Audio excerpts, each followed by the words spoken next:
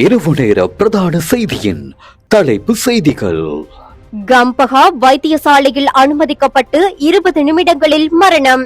மினுவாகொடையில் நடந்தது என்ன? 51 நாட்களில் 44 காட்டு யானைகள் பலி. நாட்டில் தொடரும் வனவிலங்கு சோகம். முன்பள்ளி சென்ற 3 வயது பிஞ்சு உயிர் பறிபோனது. கம்பளையில் இடம்பெற்ற கோர விபத்தின் சிசிடிவி காட்சிகள். வீட்டிற்குள் மறைத்து வைக்கப்பட்டிருந்த திருட்டு மோட்டார் சைக்கிள். காலி மாவட்ட குற்றத்தடுப்பு பிரிவினர் அதிரடி. மார்ச் 1 முதல் போதைப்பொருள் ஒழிப்பு வாரம். அரசு நிர்வாக சுற்று நிருபம் வெளியீடு. செய்திகளை வாசிப்பவர் ஜெகதீஸ்வரன் மனிஷா. மினுவாங்கொடை ஆதார வைத்தியசாலையில் சிகிச்சை பெற்று வந்த 22 வயதுடைய இளம்பெண் ஒருவர் நிலைமை கவலைக்கிடமானதை அடுத்து கம்பஹா வைத்தியசாலையில் அனுமதிக்கப்பட்டு சிகிச்சை பெற்று வந்த நிலையில் உயிரிழந்தார்.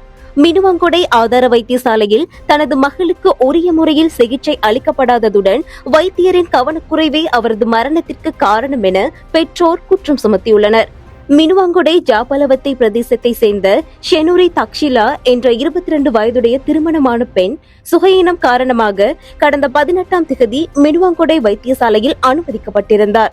4 நாட்கள் மினுவாங்கொடை ஆதார வைத்தியசாலையில் சிகிச்சை பெற்று வந்த அவர் கடந்த 22ஆம் தேதி அதிகாலை 1 மணி அளவில் கம்பஹா மாவட்ட பொது வைத்தியசாலையில் அனுமதிக்கப்பட்டு 20 நிமிடங்களில் துரதிருஷ்டவசமாக உயிரிழந்துள்ளதாக பெற்றோர் தெரிவிக்கின்றனர். இதேவேளை உயிரிழந்த ஷெனூரியின் மரண விசாரணையில் அவர் டெங்கு நோயினால் பாதிக்கப்பட்டிருந்தமையே மரணத்திற்கு காரணம் என தெரிய வந்துள்ளது. 4 நாட்கள் மினுவாங்கொடை வைத்தியசாலையில் சிகிச்சை பெற்று வந்த போதிலும் வைத்தியர்களால் அவருக்கு டெங்கு பாதிப்பு இருப்பதை கண்டறிய முடியவில்லை என ஷெனூரியின் பெற்றோர் குற்றம் சுமத்தியுள்ளனர். ஷெனூரியின் பூத உடல் மீதான இறுதிக்கிரியைகள் நாளை மினுவாங்கொடை ஜாபாலவத்தை பொது மயானத்தில் நடைபெறவுள்ளது. இந்த வருடத்தில் இதுவரை 44 காட்டு யானைகளின் மரணங்கள் பதிவாகியுள்ளதாக வனவிலங்கு பாதுகாப்பு திணைக்களம் தெரிவித்துள்ளது. ஜனவரி 1ஆம் தேதி முதல் பிப்ரவரி 20ஆம் தேதி வரையான காலப்பகுதியில் இந்த மரணங்கள் இடம்பெற்றுள்ளதாக அந்த திணைக்களம் குறிப்பிட்டுள்ளது. துப்பாக்கிச்சூடு, சட்டவிரோத மின்சார வேலிகள் அமைத்தல், புகையிரத விபத்துக்கள், விஷம் உடலுக்குள் ஊடுருவல் மற்றும் நீரில் மூழ்குதல் ஆகியவற்றால் இந்த யானை மரணங்கள் பதிவாகியுள்ளன. இதேவேளை குறித்த காலப்பகுதிக்குள் காட்டு யானைகள் தாக்குதலால் 10 மனித மரணங்களும் பதிவாகியுள்ளதாக வனவிலங்கு பாதுகாப்பு திணைக்களம் மேலும் தெரிவித்துள்ளது.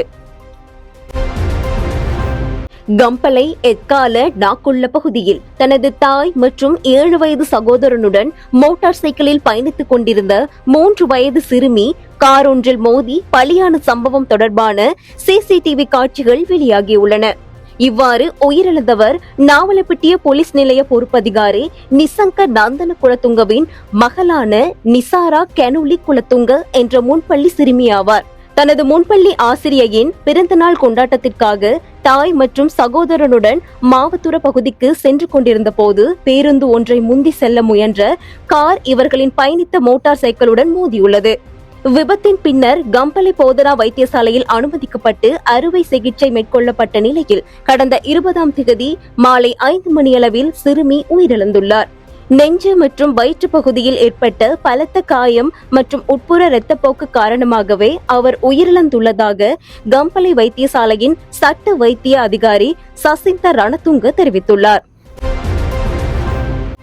காலி பட்டபொல பிரதேசத்தில் வீடொன்றுக்குள் மறைத்து வைக்கப்பட்டிருந்த போலி இலக்க தகடுகள் பொருத்தப்பட்ட மோட்டார் சைக்கிளுடன் சந்தேக நபர் ஒருவர் கைது செய்யப்பட்டுள்ளார்.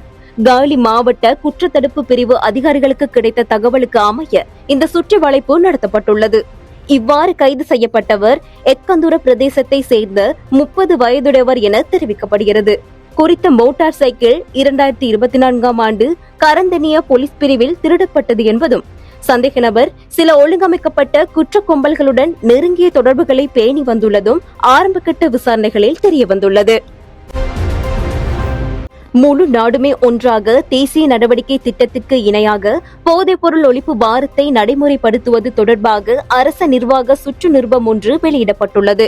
இதன்படி 2026 மார்ச் 1ஆம் தேதி ஆரம்பமாகும் வாரத்தை போதைப்பொருள் ஒழிப்பு வாரமாக பிரகடனப்படுத்த முழு நாடுமே ஒன்றாக தேசிய நடவடிக்கை பேரவை தீர்மானித்துள்ளது.